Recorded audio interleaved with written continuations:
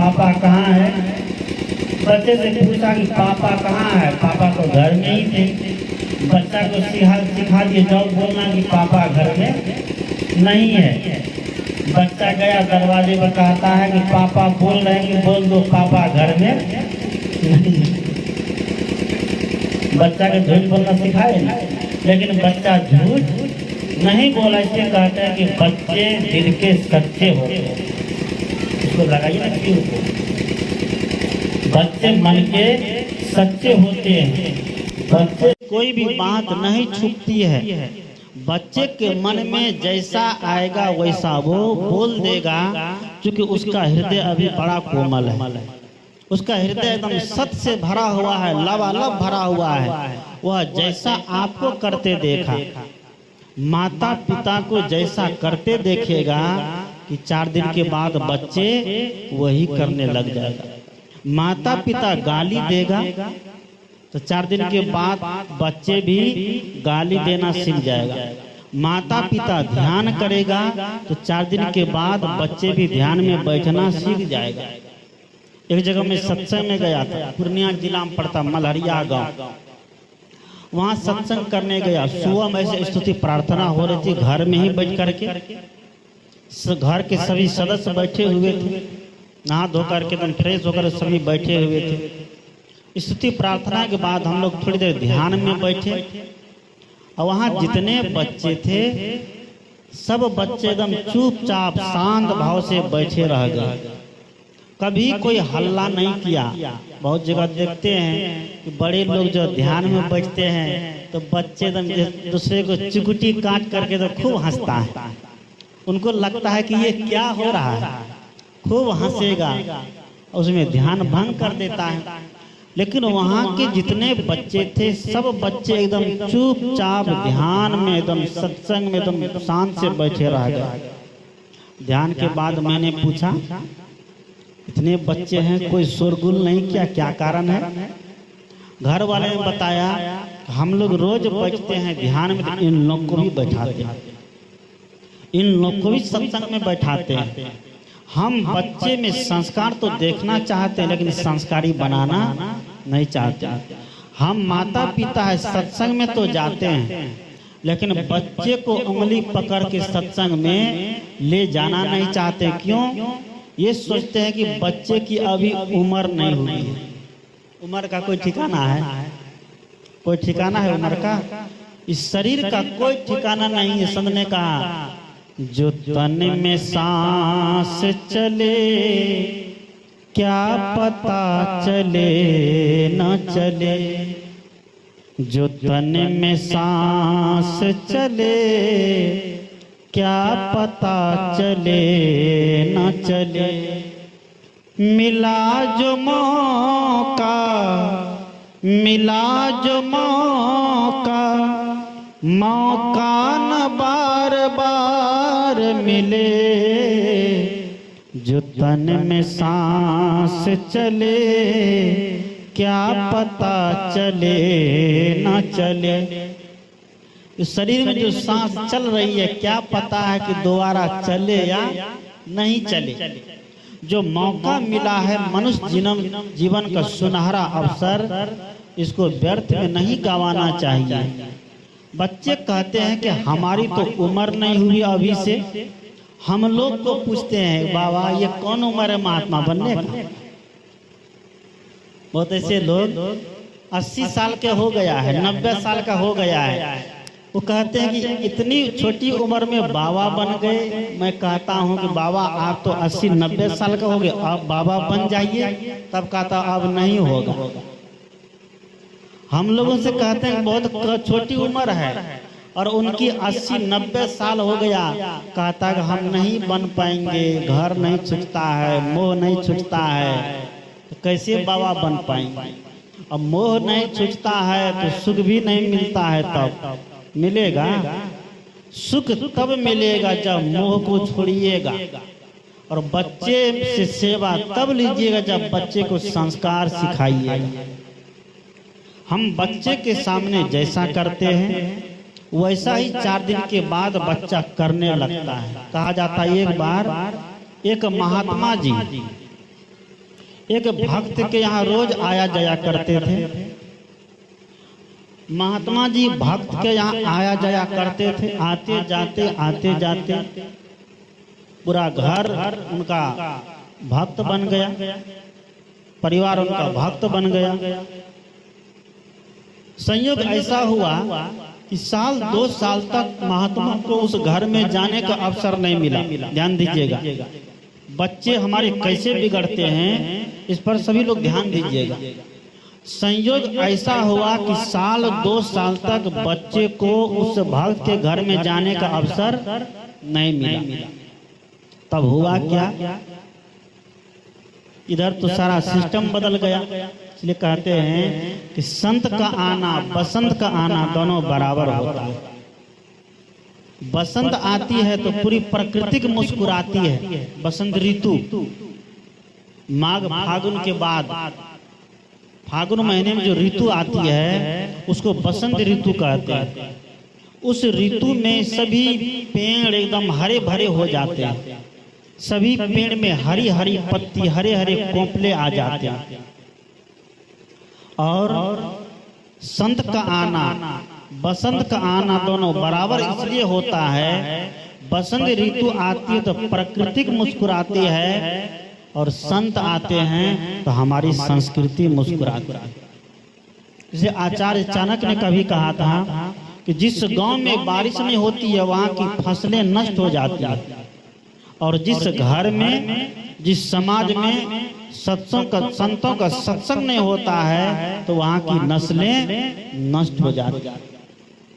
आज थोड़े मोड़े जो सत्संग चल रहा है इसी पर कुछ जान है, नहीं तो सब भेड़िया दसान की तरह, कोई शाहरुख खान की तरफ, कोई सलमान खान की तरफ, कोई कैटरीना कैफ की तरफ, कोई अक्षरा सिंह की तरफ एकदम दौड़ लगा रहा है।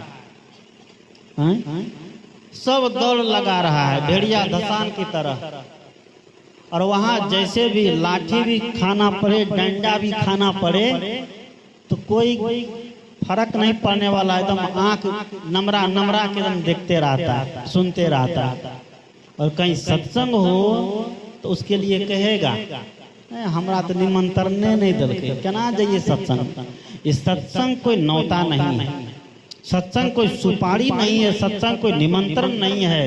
ये सत्संग व्यक्ति के आत्मा की पुकार है, क्योंकि अंत समय में यही आपके साथ जा सकता है। ये कैटरीना कैफ, ये शाहरुख खान, ये सलमान खान, ये अमिताभ बच्चन, ये अक्षरा सिंह और कौन कौन है, खेसारी लाल, और ये कौन कौन लाल जन्म लिया है, कमाल कर रहा है लाल सब देश दुनिया में।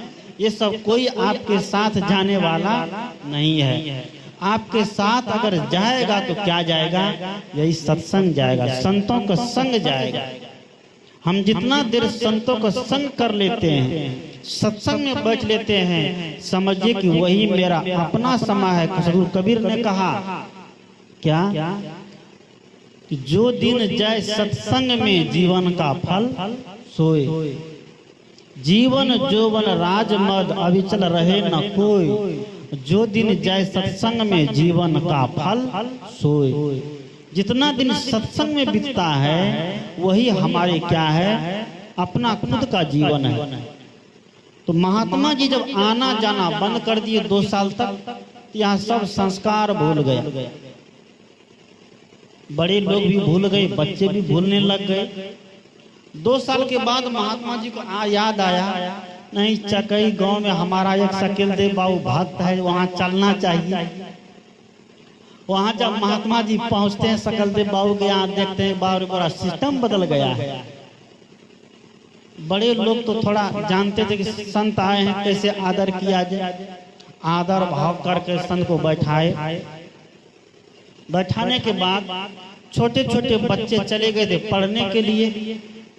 इधर संत महात्मा की सेवा सत्कार हुई, भोजन पानी सब कुछ हुआ। भोजन जो बना था भोजन समाप्त हो गया। तब तक में बच्चे आ गए पढ़ करके विद्यालय से घर पर आए तो बच्चे भूखे थे, तो भोजन के लिए हल्ला मचाने लगे, भोजन दो भोजन दो।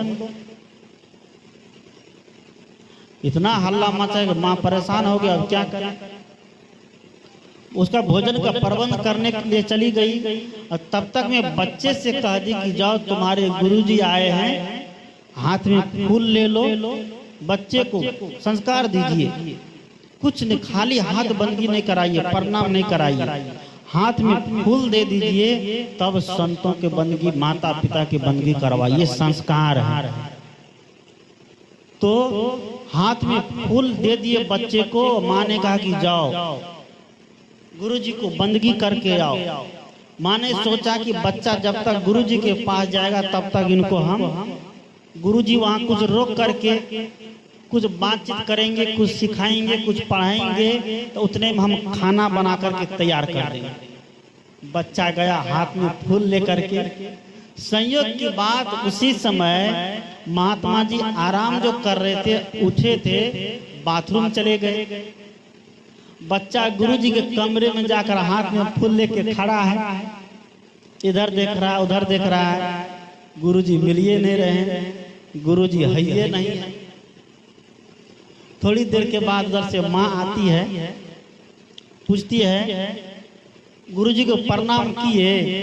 बच्चा कहता हो गुरुजी को कौन जी प्रणाम करो, गुरुशाला गुरुजी है ये नहीं। क्या कहा? गुरुजी को क्या प्रणाम करेंगे, साला गुरुजी तो है ये नहीं है, कमरा में पता नहीं कहाँ चला गया। ये साला शब्द कहाँ से आया?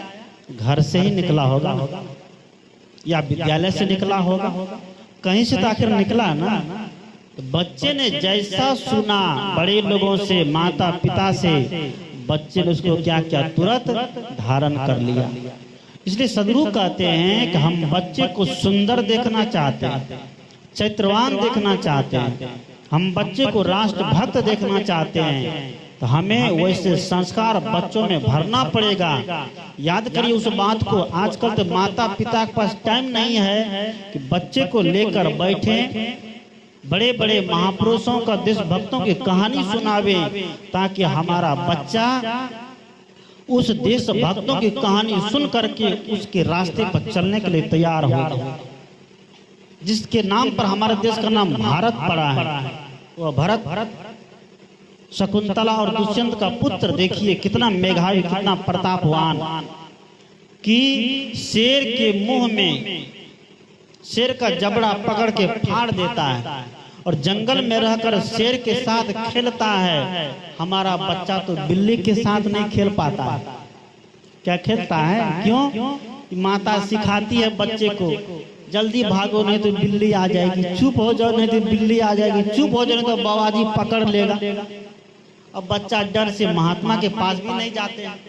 वो बच्चा डर से बिल्ली से डरता है, चूहा से डरता है। आप बच्चे में क्रांति भरिए।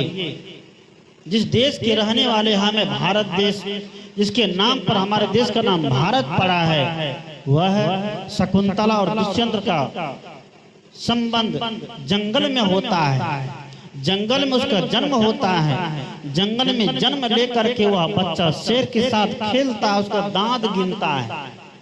हमारा बच्चा गिन पाएगा? नहीं गिन सकता है। बेचारा जन्म लेता है, किसी तरह पल बढ़ करके थोड़ा बड़ा होता है, बड़ा होकर के एक दो फाइटिंगों वो नहीं चला पाएगा। इतना हम कमजोर बच्चे को बना दिए।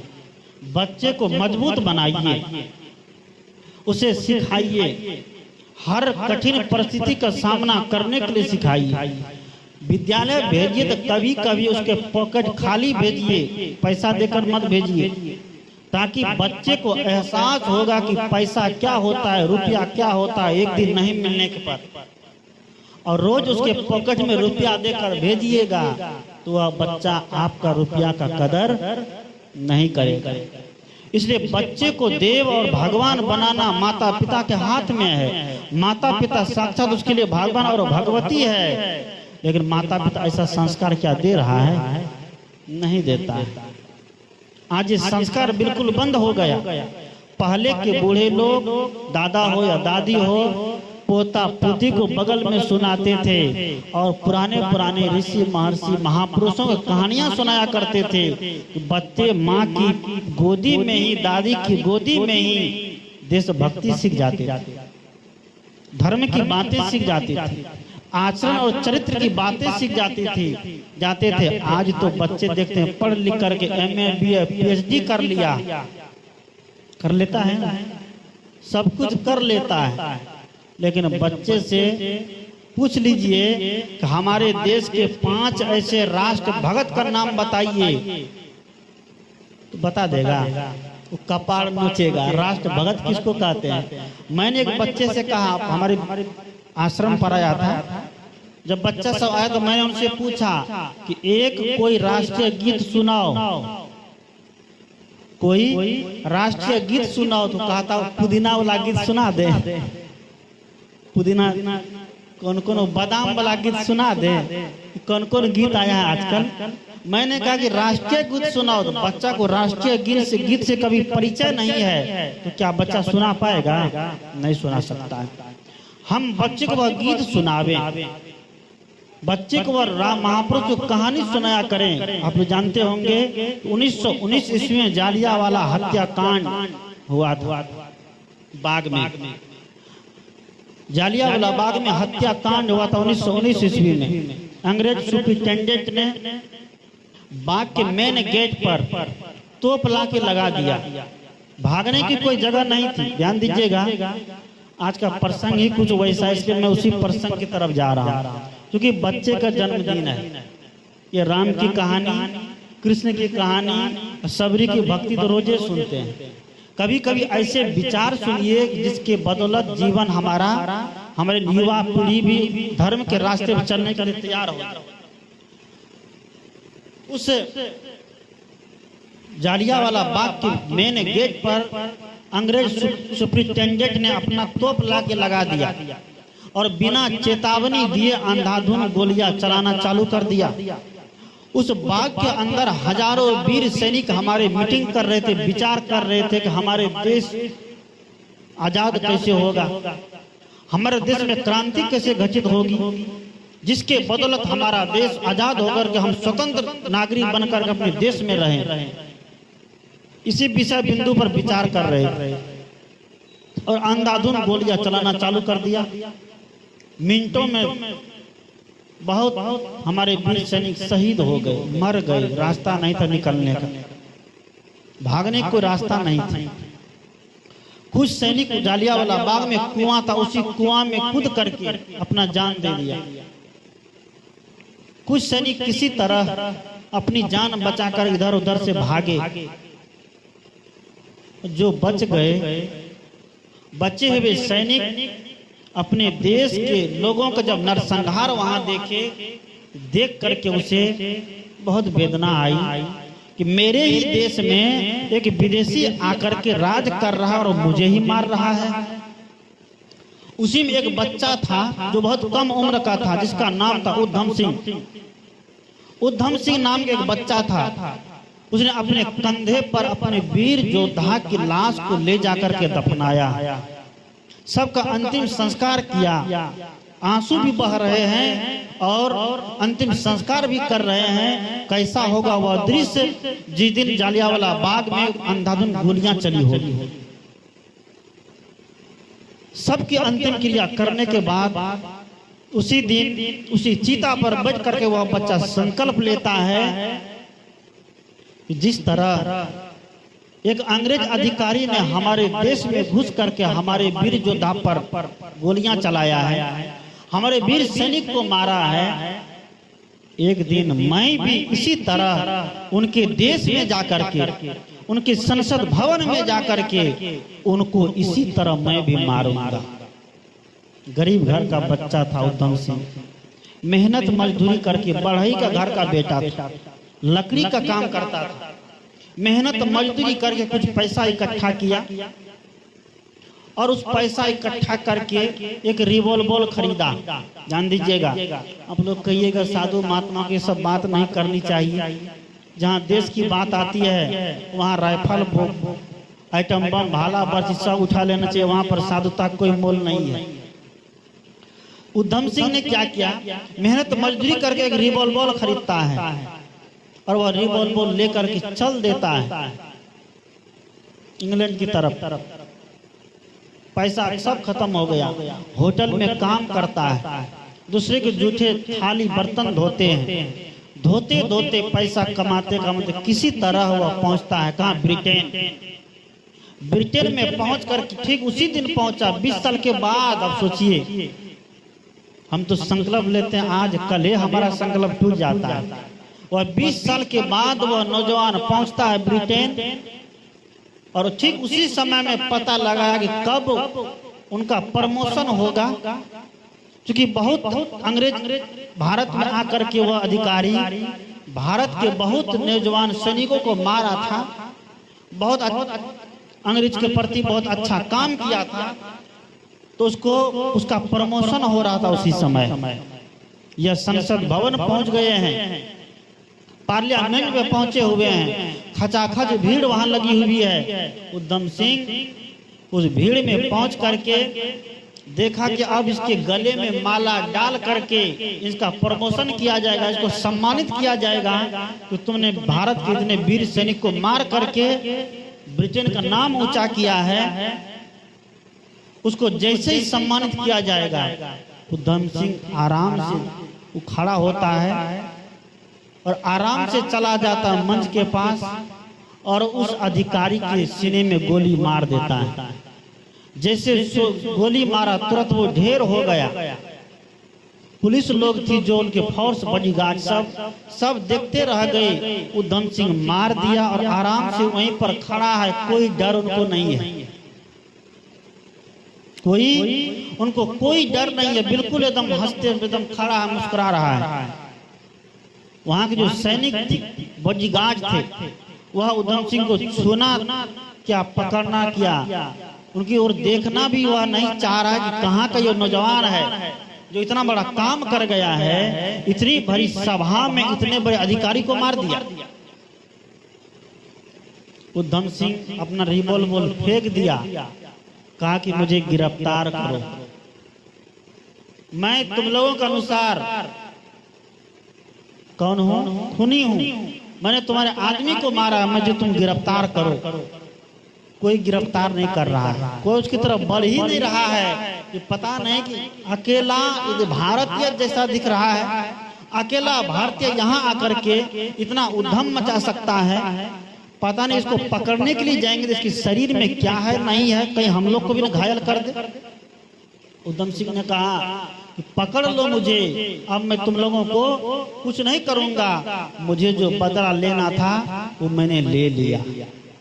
उधम सिंह को पकड़ लिया गया, उसको फांसी की सजा सुनाई गई। फांसी की सजा सुनाते वक्त उसको कहा गया, फांसी की सजा में काला कपड़ा से चेहरा को ढक दिया जाता है। अंग्रेज का सिस्टम है, अभी भी हमारे देश में 34,735 ऐसे कानून है जो बिना फुल स्टॉप कोमा का चलता है। हमारे देश में, देश तो 15 अगस्त 1947 को आजाद हो गया है, लेकिन अभी भी हम लोग कहीं न कहीं गुलामी का जीवन जी रहे हैं। गुलामी के कानून को अपना करके उसी रास्ते को चल रहे हैं। केवल देश आजाद हो गया, सरकार बदल गई, लेकिन नियम और कानून कुछ भी नहीं बदला, वही चल रहा है। 34,735 ऐसे कानून है जो अभी भी बिना फुल स्टॉप और कॉमा का चलता है, कोई उस कानून पर आप उंगली नहीं उठाता है। पहले का हमारे पंच परमेश्वर होते थे, ध्यान दीजिएगा, पंच परमेश्वर वेदों में पंच जना, बार बार कहेंगे पंच जना, 5 जन, 5 आदमी, 5 मिल करके वह परमेश्वर होते थे, और वह जो फैसला कर देते थे उस फैसला को सुप्रीम कोर्ट भी क्या काट देते थे?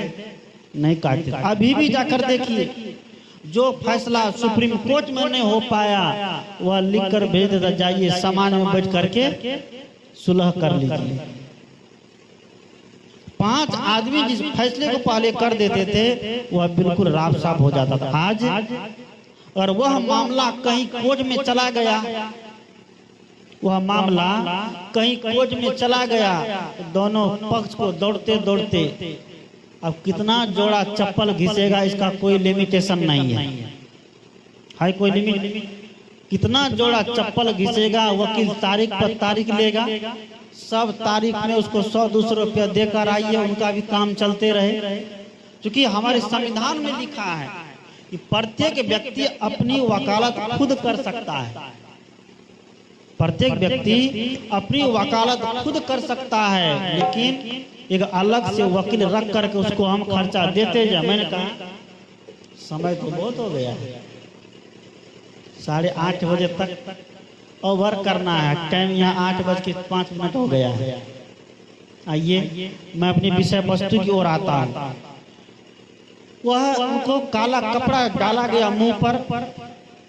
उधम सिंह ने कहा कि काला कपड़ा मत डालो, छोड़ दो, फांसी का फंदा मैं खुद ही खींचूंगा, फांसी का फंदा मैं खुद ही खींचूंगा।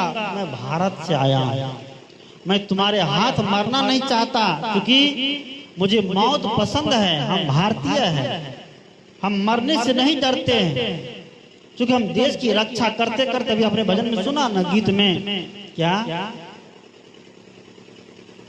जीवन नया मिलेगा अंतिम चिता में जलकर।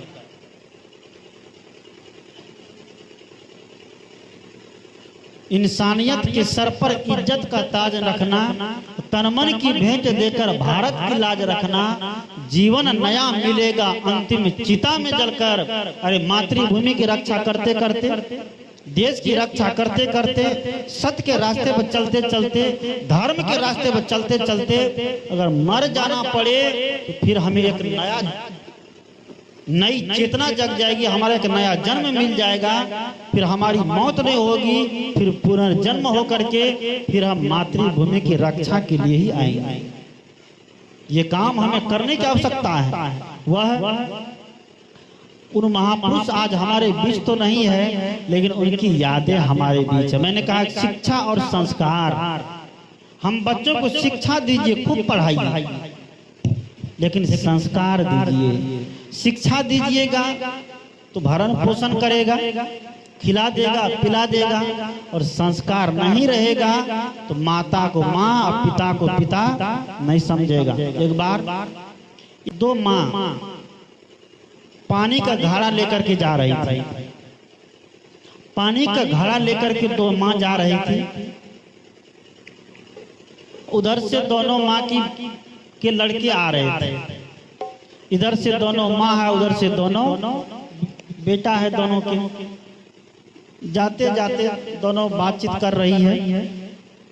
आपस में बातचीत करते करते दोनों की नजर पड़ गई अपने अपने बेटा पर। एक ने कहा कि देखो मेरा बेटा आ रहा है, मेरा बेटा इंग्लिश मीडियम में पढ़ता है, मेरा बेटा इंग्लिश मीडियम में पढ़ता है, अच्छा अंग्रेजी जानता है, अंग्रेजी बोलता भी है। दूसरी ने कहा कि मेरा भी बेटा आ रहा है, सरकारी विद्यालय में पढ़ता है, अंग्रेजी नहीं जानता है, शायद किसी तरह काम चल रहा है। क्योंकि एक अमीर घर का था, एक गरीब घर का था। अमीर घर का बच्चा इंग्लिश मीडियम में पढ़ता था और गरीब घर का बच्चा सरकारी विद्यालय में पढ़ता था। दोनों माताएं वार्तालाप करते करते नजदीक आ गई, दोनों का बेटा भी नजदीक आ गया। इंग्लिश मीडियम में पढ़ने वाला बच्चा हाथ डोलाते हुए निकल गया और सरकारी विद्यालय में पढ़ने वाला बच्चा माँ के सिर पर से घड़ा उतार करके अपने सिर पर ले करके माँ के साथ चलना चालू कर दिया। किसको संस्कारी कहा जाएगा? इंग्लिश मीडियम में पढ़ने वाले बच्चे को या कि सरकारी विद्यालय में पढ़ने वाले बच्चे को?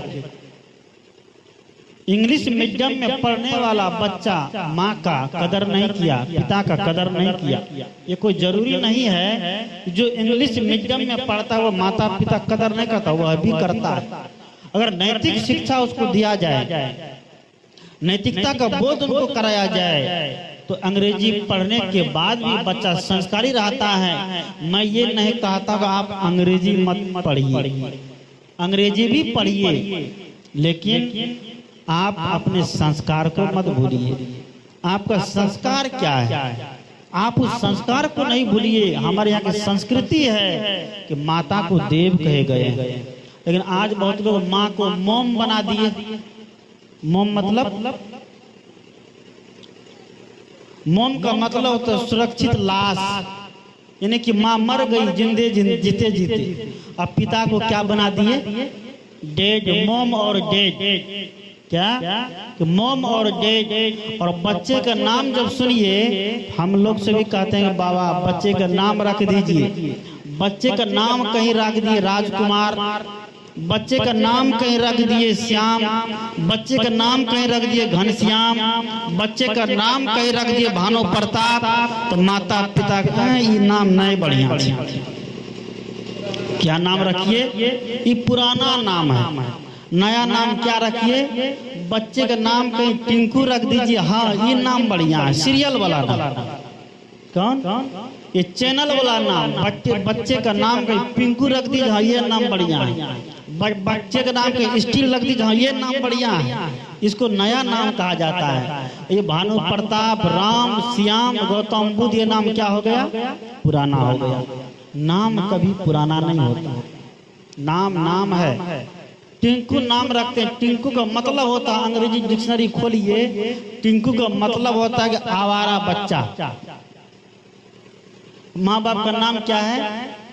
माँ का नाम है संगीता देवी और पिता का नाम है राधे श्याम। इस संगीता देवी और राधे श्याम से बड़ा अच्छा लगता है, टिंकू कैसे पैदा ले? सोचने विषय है कि नहीं? इसलिए सदगुरु कहते हैं नाम भी थोड़ा सोच समझ के बच्चे का रखना चाहिए, क्योंकि नाम के जैसा बच्चे का काम होता है। मैंने कहा शिक्षा और संस्कार की आज बहुत बड़ी आवश्यकता है। हमें चाहिए अपने बच्चे में शिक्षा दें, लेकिन शिक्षा के साथ साथ बच्चों को संस्कार भी संस्कारित भी बनावे, संस्कार भी दें। क्योंकि आज संस्कार नहीं है इसलिए बच्चा अंडा खाता है, संस्कार नहीं इसलिए बच्चा केक काटता है, संस्कार नहीं इसलिए बच्चा मोमबत्ती बुझाता है, संस्कार नहीं इसलिए बच्चा केक खाने की चीज है, मान लीजिए आप ला करके काटते हैं, खाने की चीज है, आप खाइए, आप उसको चेहरा में लगा के छुछुंदर मत बनिए। और चेहरा में लगा के छुछुंदर बन जाता है, छुछुंदर बाद छुछुंदर नहीं सब। अब पहले मोबाइल में फोटो खींचकर फेसबुक पर डाल देगा चेहरा छुछुंदर दिखाने के लिए। हम तो कहते हैं केक से बढ़िया था गोबर उसको पूरा चेहरा में पूरा गोबर लगा के तब फेसबुक पर डालिए। सदगुरु कहते हैं कि संस्कार को अपनाइए, इस संस्कार हमारा धरोहर है। इसी संस्कारों के बदौलत आज हमारा देश भारत देश है। हमारे देश की संस्कृति पताका को आज विदेश में नाम चलता है, लेकिन हम लोग ऐसे हैं कि अपने भारतीय सभ्यता संस्कृति को भूल करके विदेश की सभ्यता संस्कृति को अपना लेते हैं और बनाते के हैप्पी बर्थडे टू यू। और अगर मोमबत्ती को फूक फूक करके फूक मार के बुझा देता है।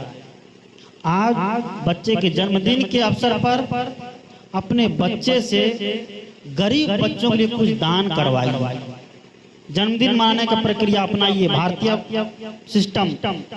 आप जिस पैसे को चाइनीज सामान खरीदने में, केक खरीदने में, टोपी खरीदने में खर्च करते हैं, आप वही पैसे से गरीब बच्चे के लिए ऐसा सामान खरीद के दे दीजिए ताकि गरीब का बच्चा भी बढ़िया सामान पहने।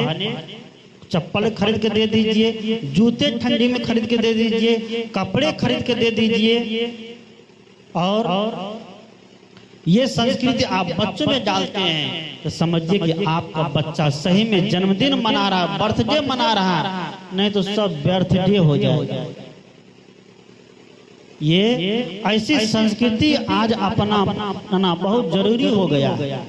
कहीं बर्थडे के अवसर पर हम बर्थडे तो नहीं चालू कर दिए हैं, आज सब बर्थडे होता है, जन्मदिन होता है। इतना बड़ा सत्संग हुआ, कोई सत्संग में नहीं बैठेगा, लड़का लड़की सब नई युवा पीढ़ी, उनका आंगना में तैयारी होगा, सिस्टम चलता होगा। कौन चीज?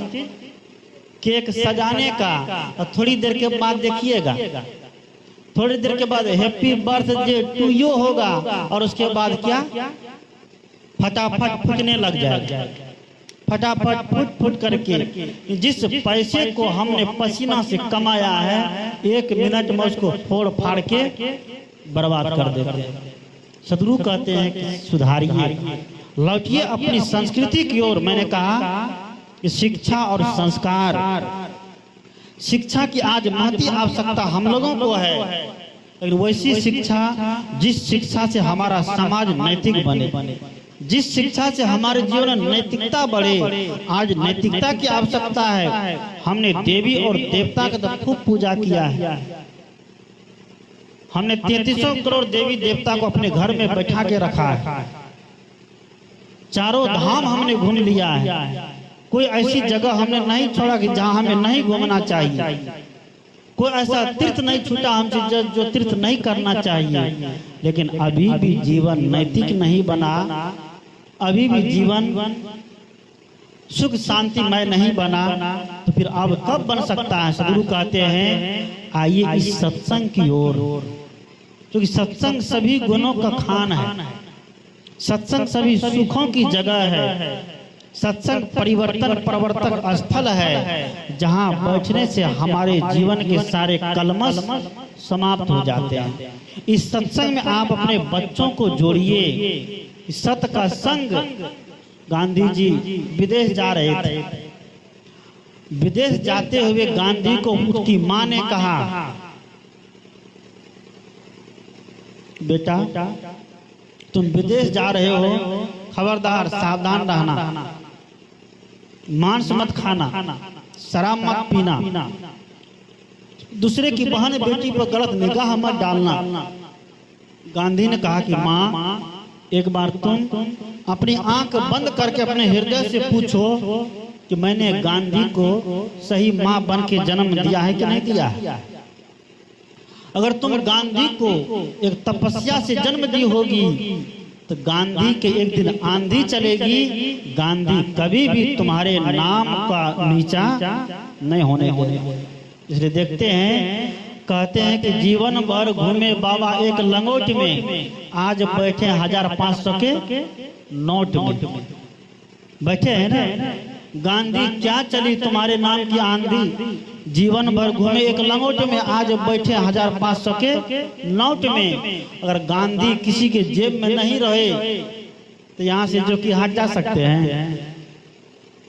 गांधी नहीं रहे ये 3300 करोड़ देवी देवता का भोग लग सकता है।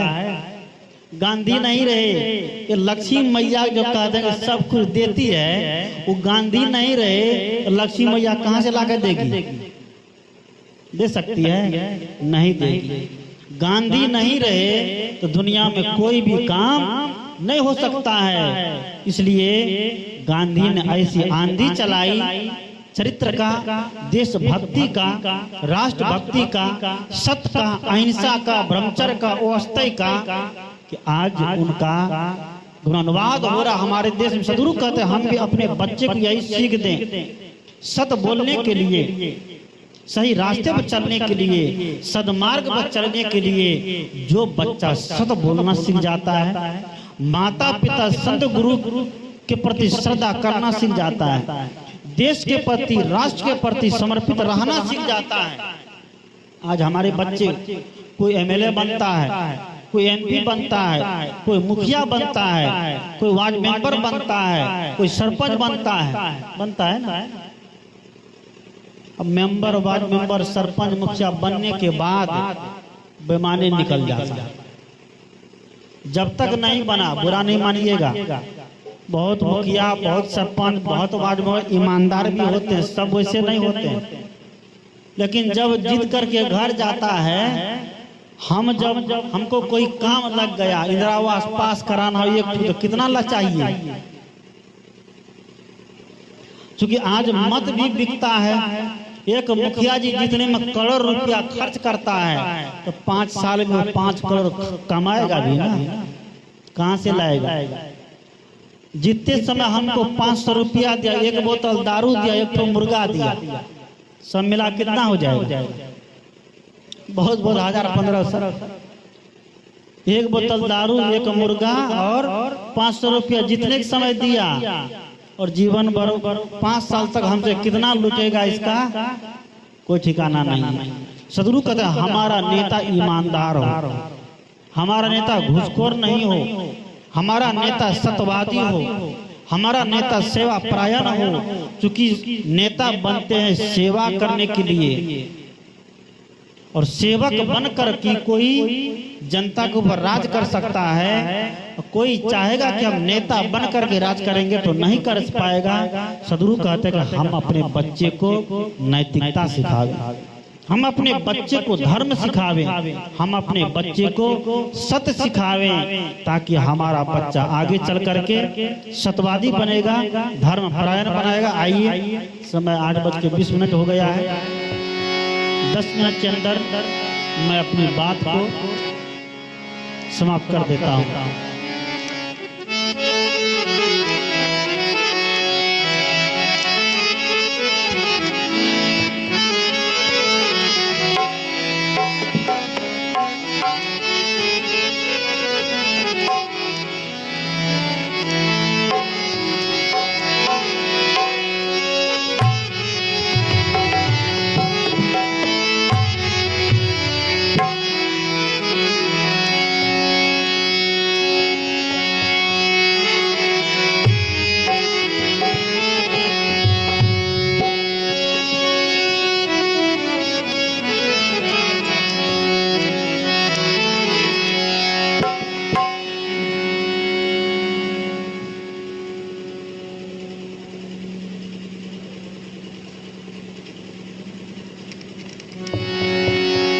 अपने बच्चे को सबने कहा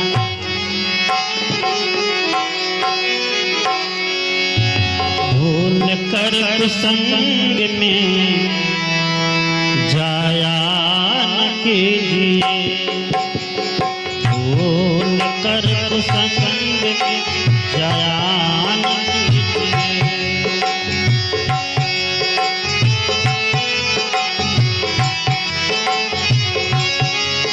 अश्लील ग्रंथ गाना, अश्लील ग्रंथ गाना गाया न कीजिए, भूल कर संग में जाया न कीजिए।